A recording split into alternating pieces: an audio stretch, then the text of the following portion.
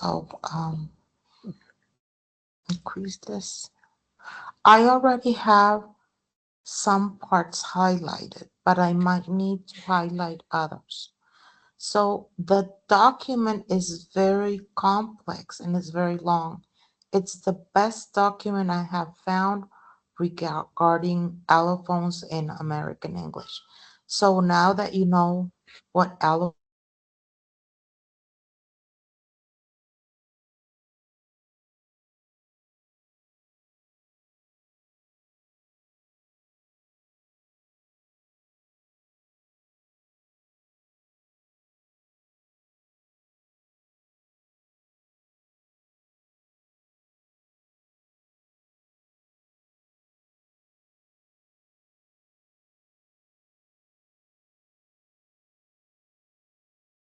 so one of the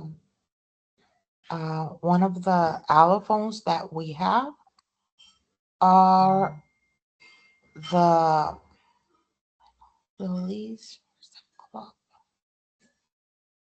Okay, as you can see,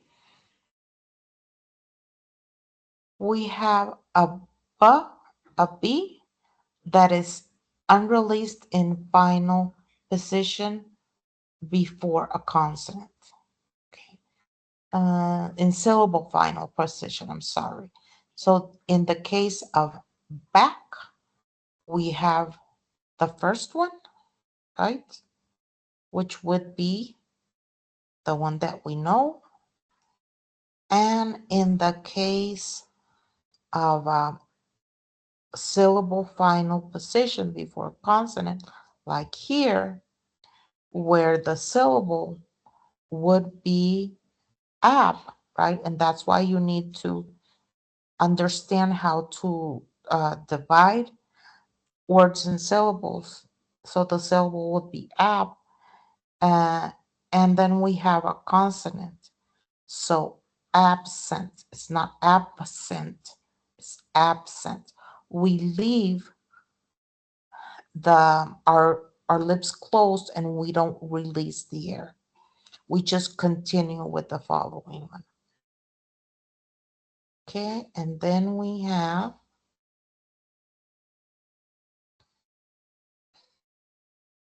um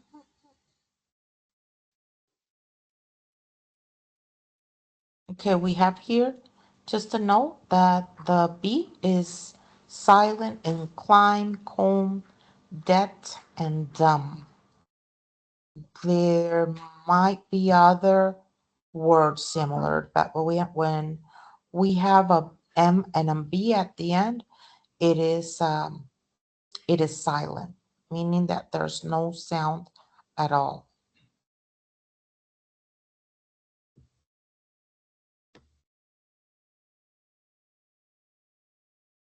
Okay, so I think it's easier this way. Then we have a D, which is let's say the common one that we know at the beginning. And then we have the intervocalic flap or tap, which would be, in this case, a flap D. So if it's between vowels, there's another sound, right? Which is in lady. So we hear a different allophone. And then we have, okay, when the word is emphatic, when I'm trying to say, like, get attention, like here in dad, then it would be released. Dad, instead of dad, can you get me some water, right? Okay, again, unreleased and final syllable position before consonant, like the B. So here we have actually two words, and the second word is the one that is going to begin with a consonant. So pad thai, pad thai. Okay, so pad thai, it's unreleased. Then I just want to show you these, the voiced and voice. We're going to skip that. Before a voiceless consonant or the end of an utterance, um, the B is going to be devoiced, meaning that it's going to be voiceless. This is going to we're going to see this with many other phonemes, but we're not going to study that. And you can see that there's a little circle below it, which shows that is the diacritic that shows devoicing and also voicing. Um, so sometimes, okay, like in there, in this case, voiced. This is another diacritic. Add theirs. Oh, no, this is nasalized. Yes. Remember in the previous video, we saw, no, not nasalized, dental. So a D before a interdental sound like the would be dental. So the tongue would move the position. But like I said, we're not going to worry about that. Okay, again, the G is going to be released when emphatic. Okay, so we're going to hear the air being released as a stop. So such a pig, okay? And the same, it's going to be unreleased before a consonant, like um, fig try. Fig tree. Sorry. Fig tree. Fig is eagle. So fig tree.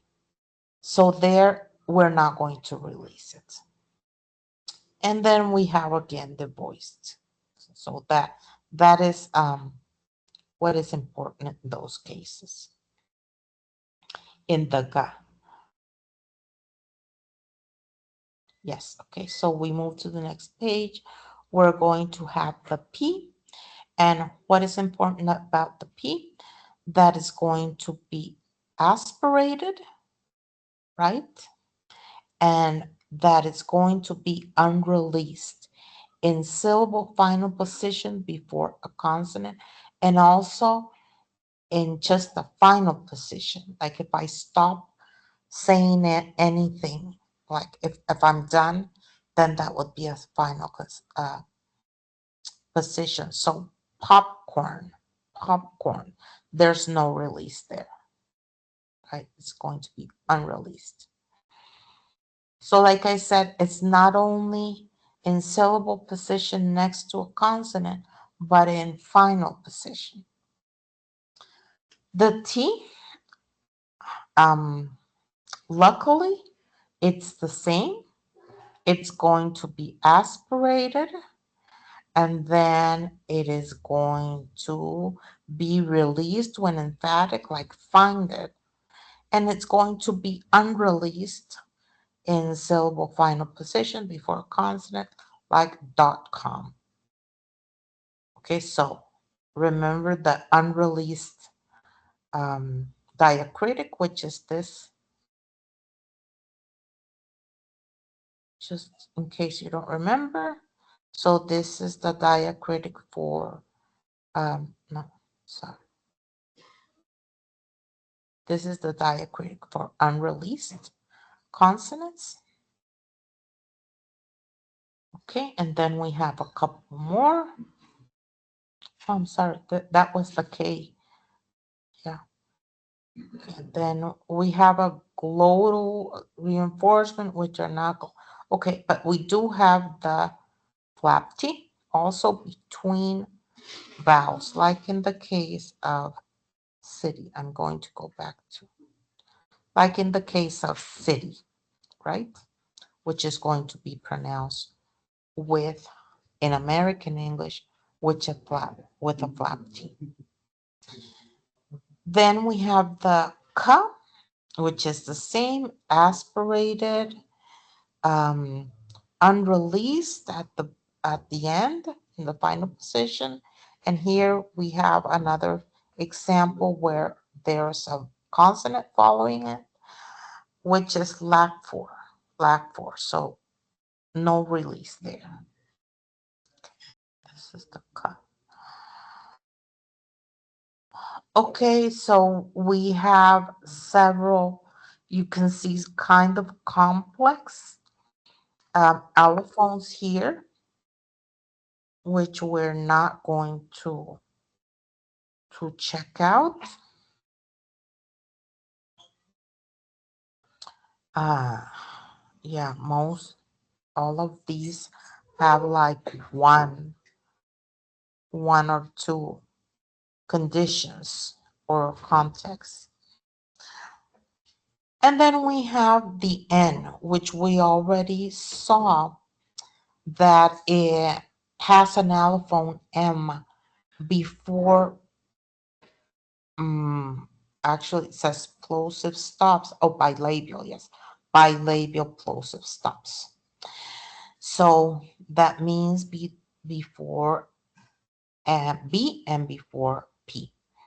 So we have manpower. You know, another one that I was watching a video was the word sandwich, which is spelled with an N, but the way it's pronounced is sandwich with an M and then the W, the W sound. And that is another case where it has, it changes. Also in cases where there's a prefix like im or m and in and in, um, it would change into an M before a bilabial plosive stop, a bilabial plosive stop, I mean.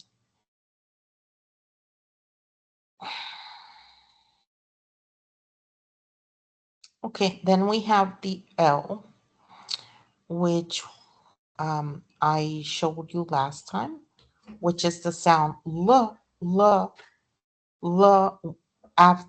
before a vowel, like we have here loop, lame, lit, light, all of those words before vowel, it is going to sound l, but before a consonant or silence meaning at the end, except in yeah, it is going to sound o.